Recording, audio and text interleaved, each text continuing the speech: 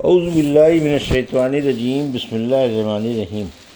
الحمد للہ رب العالمین والصلاة والسلام علی سید المرسلین وخاتم النبیین، اما بعد۔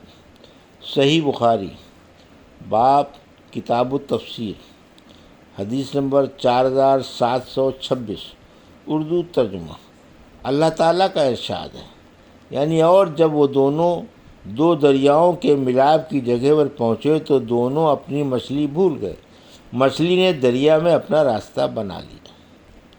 سربا، راستہ سرب بفتحین، یعنی مذہب طریق اسی سے ہے۔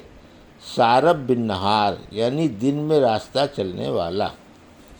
ہم سے ابراہیم بن موسیٰ نے بیان کیا، کہا ہم کو حشام بن یوسف نے خبر دی، انہیں ابن جریج نے خبر دی، کہا کہ مجھے یعلا بن مسلم اور عمرو بن دینار نے خبر دی سعید بن جبیر سے، دونوں میں سے ایک اپنے ساتھی اور دیگر راوی کے مقابلے میں بعض الفاظ زیادہ کہتا ہے، اور ان کے علاوہ ایک اور صاحب نے بھی سعید بن جبیر سے سن کر بیان کیا کہ انہوں نے کہا کہ ہم ابن عباس کی خدمت میں ان کے گھر حاضر تھے۔ انہوں نے فرمایا کہ دین کی باتیں مجھ سے کچھ پوچھو۔ میں نے عرض کیا، اے ابو عباس، اللہ آپ پر مجھے قربان کرے، کوفے میں ایک واعظ شخص نوف نامی ہے، اور وہ کہتا ہے کہ موسیٰ علیہ السلام خضر سے ملنے والے وہ نہیں تھے جو بنی اسرائیل کے پیغمبر موسیٰ علیہ السلام ہوئے ہیں۔ ابن جریر نے بیان کیا کہ عمرو بن دینار نے تو روایت اس طرح بیان کی کہ ابن عباس نے کہا دشمن خدا جھوٹی بات کہتا ہے، اور یعلا بن مسلم نے اپنی روایت میں اس طرح مجھ سے بیان کیا کہ ابن عباس رضی اللہ عنہ نے کہا کہ مجھ سے ابی بن کعب رضی اللہ عنہ نے بیان کیا، کہا رسول اللہ صلی اللہ علیہ وسلم نے فرمایا کہ موسیٰ اللہ کے رسول تھے۔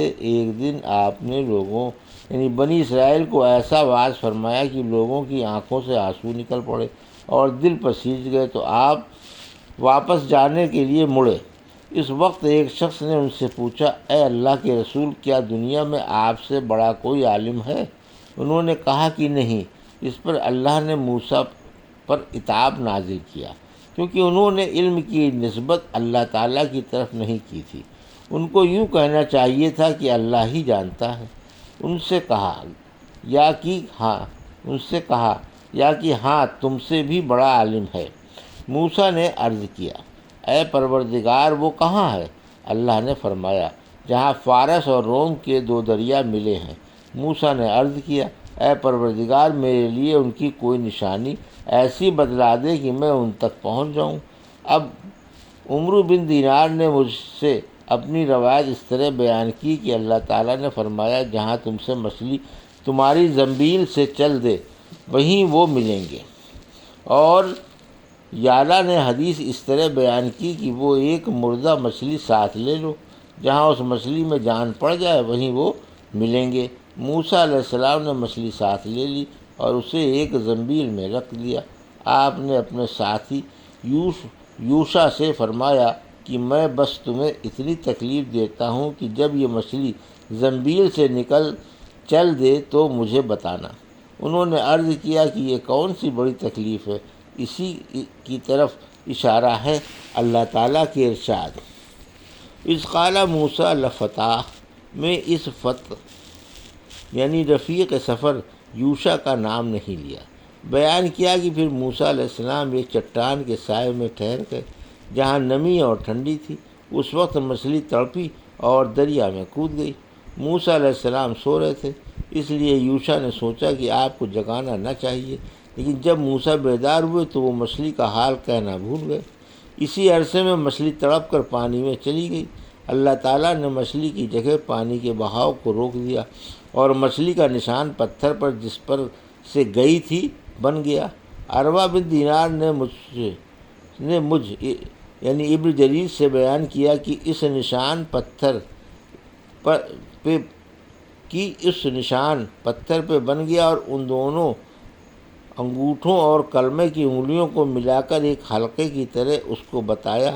بیدار ہونے کے بعد حضرت موسیٰ علیہ السلام باقی دن اور باقی رات چلتے رہے۔ آخر کہنے لگے ہمیں اب اس سفر میں تھکن ہو رہی ہے۔ ان کے خادم نے عرض کیا اللہ نے آپ کو تھکن دور کر دیا اور مچھلی زندہ ہو گئی ہے۔ ابن جریر نے بیان کیا کہ یہ ٹکڑا سعید بن جبیر کی روایت میں نہیں ہے۔ پھر موسیٰ اور یوشع دونوں واپس لوٹے اور خضر علیہ السلام سے ملاقات ہوئی۔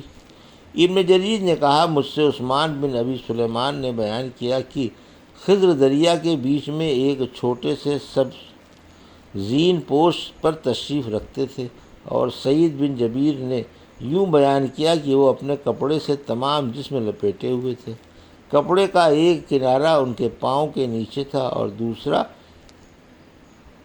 سر کے تلے تھا۔ موسیٰ علیہ السلام نے پہنچ کر سلام کیا تو خضر نے اپنا چہرہ کھولا اور کہا میری اس زمین میں سلام کا رواج کہاں سے آ گیا؟ آپ کون ہیں؟ موسیٰ علیہ السلام نے فرمایا میں موسیٰ ہوں۔ پوچھا موسیٰ بنی اسرائیل؟ فرمایا ہاں۔ پوچھا آپ کیوں آئے ہیں؟ فرمایا کہ میرے آنے کا مقصد یہ ہے کہ جو ہدایت کا علم آپ کو اللہ نے دیا ہے وہ مجھے بھی سکھا دیں۔ اس پر خضر نے فرمایا موسیٰ کیا آپ کے لیے یہ کافی نہیں ہے؟ اس کا پورا سیکھنا آپ کے لیے مناسب نہیں ہے۔ اسی طرح آپ کو جو علم حاصل ہے اس کا پورا سیکھنا میرے لیے مناسب نہیں ہے۔ اسی طرح آپ کو جو علم حاصل ہے اس کا پورا سیکھنا میرے لیے مناسب نہیں ہے۔ اس عرصے میں ایک چڑیا نے اپنی چونچ سے دریا کا پانی لیا تو خضر نے فرمایا خدا کی قسم میرا اور آپ کا علم اللہ کے علم کے مقابلے میں اس سے زیادہ نہیں ہے جتنا اس چڑیا نے دریا کا پانی اپنی چونچ میں لیا ہے۔ کشتی پر چڑھنے کے وقت انہوں نے چھوٹی چھوٹی کشتیاں دیکھیں جو ایک کنارے والوں کو دوسرے کنارے پر لے جا کر چھوڑ آتی تھیں۔ کشتی والوں نے خضر علیہ السلام کو پہچان لیا اور کہا کہ یہ اللہ کے صالح بندے ہیں، ہم ان سے کرایہ نہیں لیں گے۔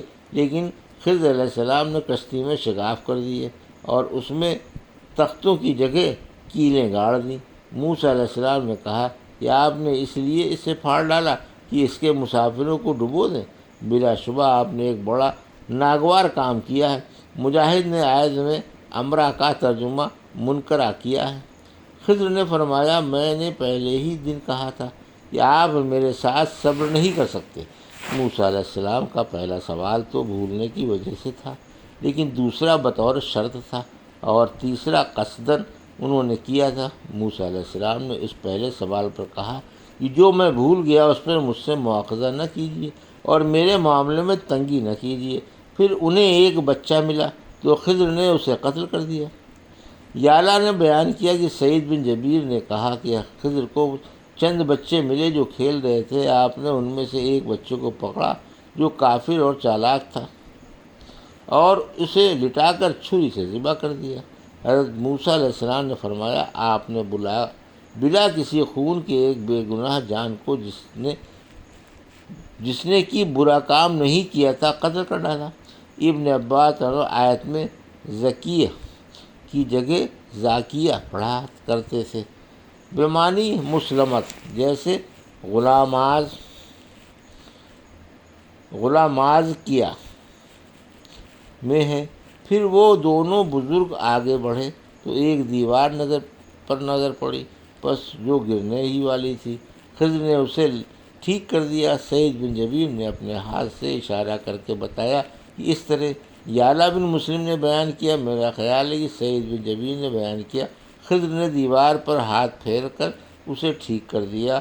حضرت موسیٰ علیہ السلام نے فرمایا کہ اگر آپ چاہتے تو اس پر اجرت لے سکتے تھے۔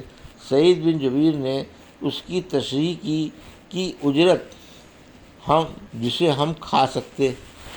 آیت وکان وراءہم کی حضرت ابن عباس نے قرات وکان امامہم کی، یعنی کشتی جہاں جا رہی تھی اس ملک میں ایک بادشاہ تھا سعید کے سوا۔